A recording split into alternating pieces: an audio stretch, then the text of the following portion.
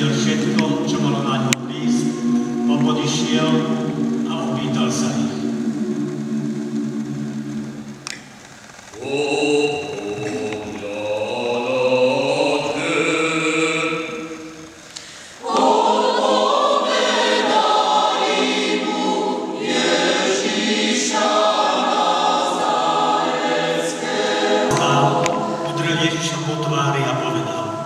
Odpovedáš veľkňazovi?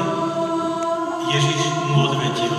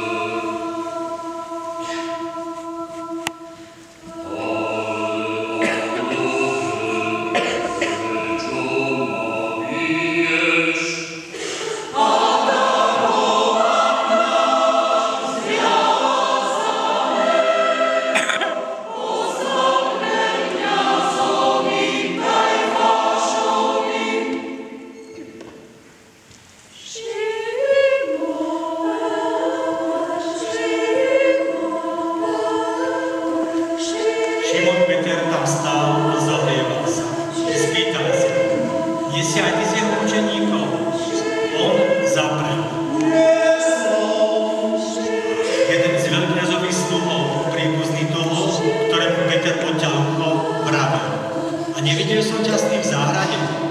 Peter znova zaprel a v tom zaspieval Golgot.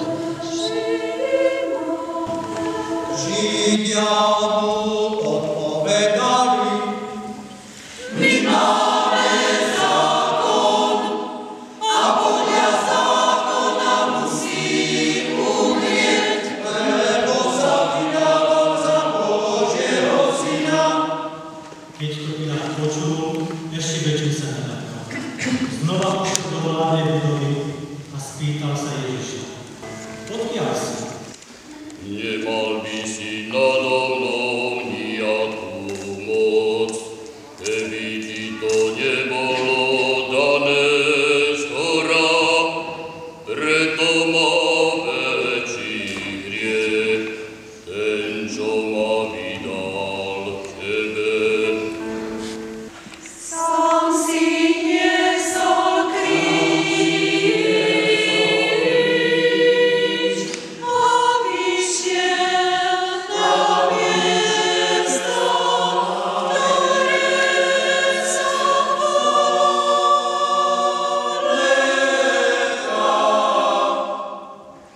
Ohľadaj si Golgota,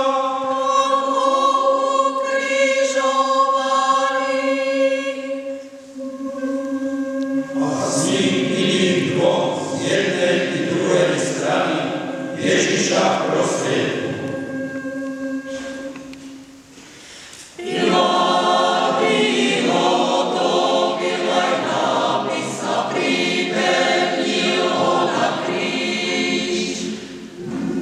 Bolo tam napísané Ježiš Nazarecký, židovský kráľ. Tento nápis čítalo mnoho Židov, lebo miesto, kde Ježiša ukrižovali, bolo blízko mesta a bol napísaný po hebrejsky, latinsky a grécky. Židovskí veľkňazi povedali Pilátovi: nepíš židovský kráľ, ale on povedal, som židovský kráľ. Pilát odpovedal: čo som napísal, to som napísal.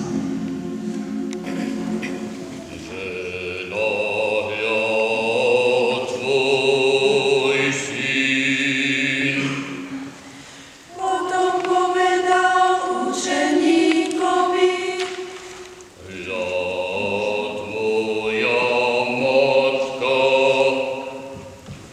A od tej hodiny si ju učeník vzal na sebe.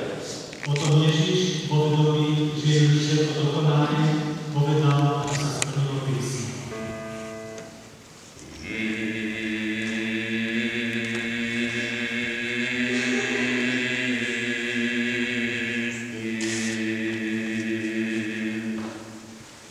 Bola tam náhoda plná mostu. Naskopli teda na jednom špongiu, naplnenú mostom, a podali ju v ústa. Keď Ježiš opustil otcov, povedal: Nie